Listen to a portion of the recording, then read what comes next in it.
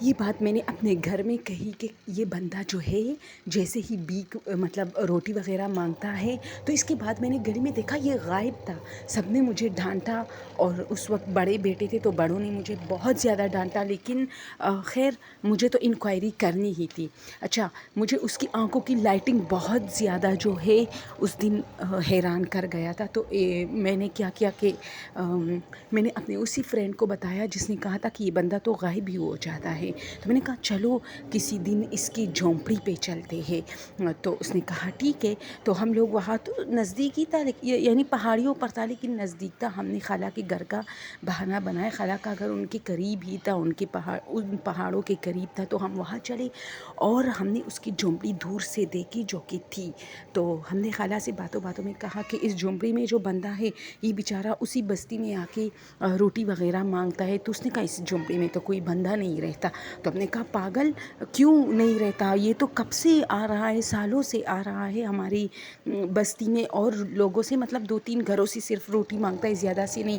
اور اسی طرح شام کو آ جاتا ہے 2-3 روٹیاں مانگ کے، لیکن صبح کے ٹائم کہتے ہیں کہ یہ یہاں ہی کسی کے مطلب حجرے پہ یا کسی کے گھر کے سامنے بیٹھ کے کسی سے چائے مانگتا ہے اور پیتا ہے. تو خالہ نے کہا حیران ہوئی کہ یہ جھونپڑی تو کب سے ایسی پڑی ہے. کہتے کہ یہاں ایک بوڑھا شخص رہتا تھا اور پھر اس کی ڈیتھ سردی میں ہو گئی تھی، شاید سردی کی وجہ سے. اور یہ جھونپڑی تب سے اسی طرح ہے، بس ہے تو ایک خوبصورتی کا نشان ہے کہ پہاڑوں کے اوپر ایک جھونپڑی، لوگ اکثر وہاں جا کے سیر سپاٹے پکنک کے لیے جاتے تو اسی کے جھونپڑی میں بیٹھتے ہیں. تو ہم نے کہا ٹھیک ہے. تو ہم نے آ کے امی سے کہا، امی نے ہم سب کو زیادہ اور بھی ڈانٹا کہ یہ تو سالوں سے آ رہا ہے، اور اسی نے بتایا کہ وہ اسی جھونپڑی میں رہتا ہے.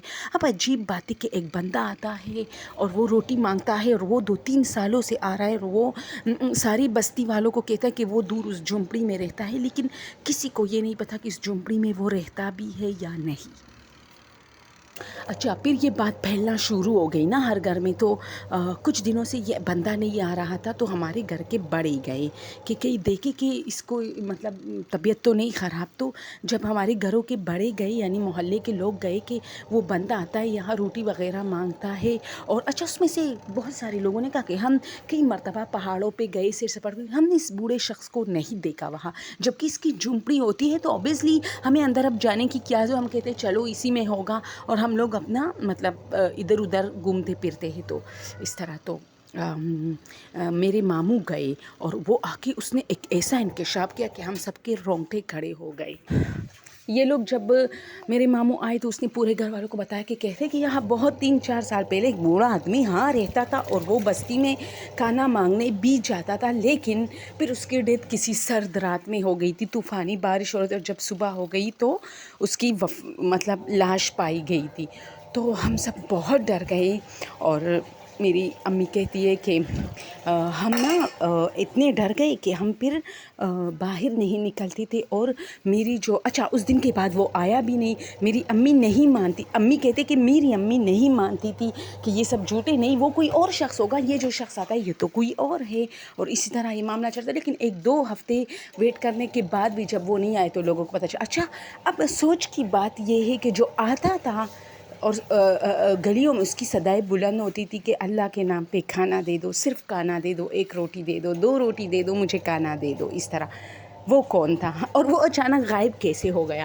یہ کبھی مسٹیریس بات ہو گئی. کیا اگر وہ فرض کرے وہ شخص، وہ بوڑھا شخص اور یہ بوڑھا شخص الگ الگ تھا تو یہ اس دن سے کیوں غائب ہو گیا جس دن اس کا پتہ چل گیا کہ اس جھونپڑی میں تو کوئی رہتا ہی نہیں ہے؟ اور جس دن سے ہم نے نوٹ کیا کہ جب ہم دروازہ بند کرتے تو یہ بندہ غائب ہی ہو جاتا تھا، مطلب وہاں کوئی نہیں ہوتا تھا. حالانکہ یہ بہت لمبی گلی ہے، اس سے نکلنے میں 10-15 منٹ لگتے تھے.